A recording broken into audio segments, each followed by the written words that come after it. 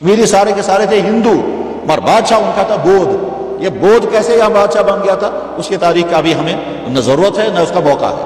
بہرحال یہاں کا چھوٹا سا بادشاہ تھا رنچن، اس لیے یہ ہر چیز میں بالکل الگ ہیں، ان کا جغرافیہ بھی الگ ہے، ان کی ہسٹری بھی الگ ہے، ان کی شکلیں بھی الگ ہیں، ان کا مزاج بھی الگ ہے، ان کا رہن سہن بھی الگ ہے، ان کی عادتیں اور اطوار بھی الگ ہیں۔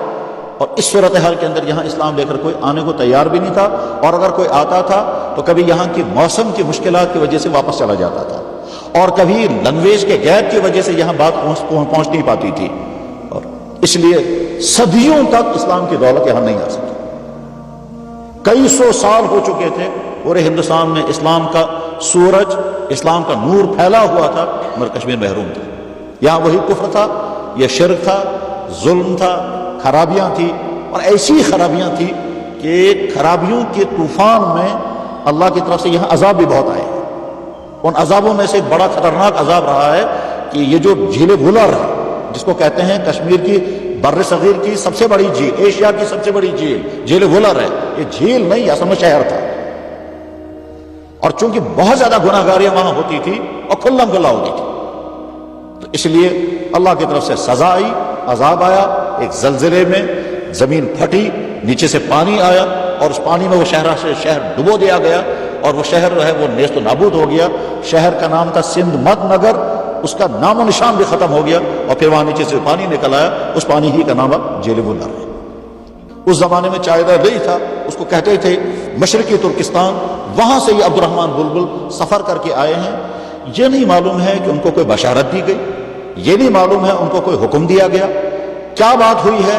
بہرحال وہ وہاں سے چل کر کے آئے ہیں، اور یہاں کشمیر میں داخل ہوئے اس ارادے سے کہ میں یہاں اسلام کی دعوت کا کام کروں گا اور یہاں کے لوگوں کو اسلام کی دعوت دوں گا۔ مگر بہت سوچنے کے بعد، بہت غور کرنے کے بعد انہوں نے یہ طے کیا کہ میں سب سے پہلے یہاں کے بادشاہ کو اسلام کی دعوت دوں گا، بجائے اس کے کہ میں عوام سے ملوں، سب سے پہلے مجھے بادشاہ کو اسلام کی دعوت دینی چاہیے۔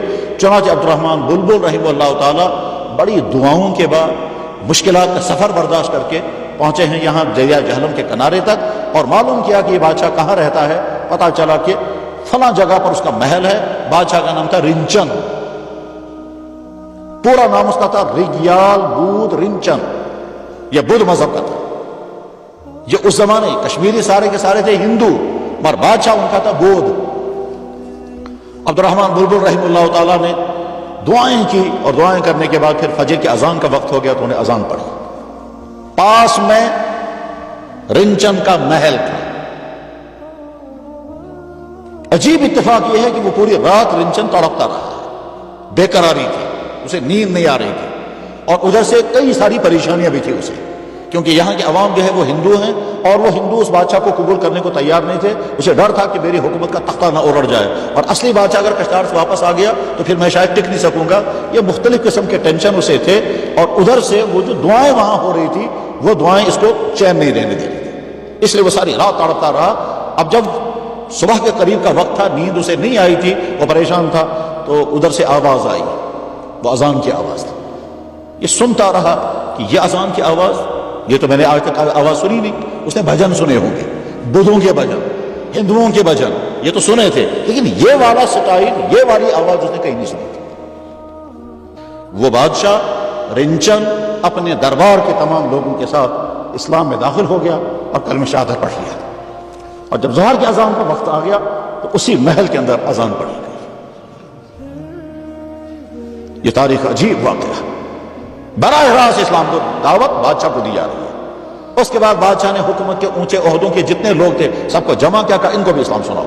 بہرحال عبد الرحمن بلبل رحمہ اللہ تعالیٰ نے اسلام کی تعلیمات ان کے سامنے پیش کی، اللہ کی ذات کا تعارف، جناب رسول اکرم صلی اللہ علیہ وسلم کا تعارف، اس کائنات کی حقیقت، موت کے بعد کی زندگی، یہ تمام چیزیں جو اسلام کی بنیادی چیزیں ہیں، یہ تمام چیزیں بیان کی، تو دھڑا دھڑ لوگ اسلام میں داخل ہو گئے، اور کئی ہزار افراد مسلمان ہو گئے، اور بادشاہ کا نام صدر الدین رکھا گیا۔ پہلے اس کا نام تھا رنچن، اور اب وہ صدر الدین۔ اس کے بعد پھر یہاں واپس مشکلات کا دور آ گیا، اور پھر کفر کا زمانہ آ گیا، پھر کفر کی حکومت آ گئی چند سال تک۔ اس کے بعد وہ جو بیچ میں شمس الدین تھا وہ یہی رہا۔ صدر الدین نے اسلام قبول کرنے کے بعد اس شمس الدین سے کہا منقود کسل سے واپس، اب تمہیں کہیں نہیں جانا ہے، تم یہیں رہو اور میری مدد کرو، اور حکومت چلانے میں، اسلام پھیلانے میں، دین کے مطابق نظام چلانے میں تم میری مدد کرو۔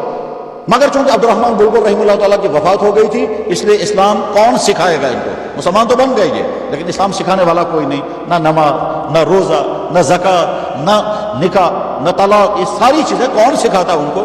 اس لیے کیا سر مسلمان، مگر اسلام کی کوئی چیز نہ ان کے گھروں میں ہے، نہ نماز ہے، نہ عبادت ہے۔ اتنی زیادہ ناواقفیت تھی کہ مسلمان بادشاہ نے آگے چل کر کے 2 سگی بہنوں کو اپنے نکاح میں رکھا تھا، کوئی بتانے والا ہی نہیں تھا کہ یہ حرام ہے۔ یہ جو شمس الدین تھا، اس نے کچھ زمانہ دیکھ لیا، زمانہ دیکھنے کے بعد اس نے کیا کیا، کوشش کرنے کے بعد حکومت اپنے کنٹرول میں لے لی اور یہ حکمران بن گیا یہاں کا۔ اور جب وہ حکومت کشمیر اس کے ہاتھ میں آ گئی تو اس نے اپنا نام رکھا سلطان شمس الدین سلطان کشمیر شاہ میر۔ یہی شاہ میر ہے وہ جس کے خاندان نے 250 سال کشمیر پہ حکومت کی تھی، اور اسی خاندان کا ایک آدمی تھا سلطان زین العابدین بڑشاہ، سلطان سکندر شاہ، سلطان علاؤ الدین وغیرہ وغیرہ، اور اسی خاندان کے زمانے میں حضرت شاہ ہمنہ رحمہ اللہ تعالیٰ تشریف لائے، اور پھر ان کے آنے سے کشمیریوں نے دھڑا دھڑ اسلام قبول کیا، اور بالکل تھوک انداز میں پورا گاؤں آ کر کے مسلمان ہو جاتا تھا، پورا علاقہ آ کر کے مسلمان ہو جاتا تھا۔ مگر شاہ ہمنہ رحمہ اللہ تعالیٰ کی دور اندیشی اور عقل مندی یہ تھی کہ وہ سوچنے لگے جب لوگ مسلمان بنیں گے تو ہو سکتا ہے اس کو اپنا گھر چھوڑنا پڑے، ہو سکتا ہے کسی مسلمان گھر کو اپنے گاؤں سے بھاگنا پڑے، تو ان کو شیلٹر ملنا چاہیے، ان کے لیے کوئی جگہ ہونی چاہیے جہاں یہ آ کر قیام کر سکیں، جہاں ان کے کھانے کے انتظام ہو، جہاں ان کی دینی تربیت کا انتظام ہو۔ اس غرض کے لیے انہوں نے خانقاہ معلیٰ تعمیر کی تھی۔ خانقاہ معلیٰ در حقیقت اسلام قبول کرنے والے لوگوں کے لیے شیلٹر تھا، جہاں ان کی روحانی تربیت بھی ہوگی،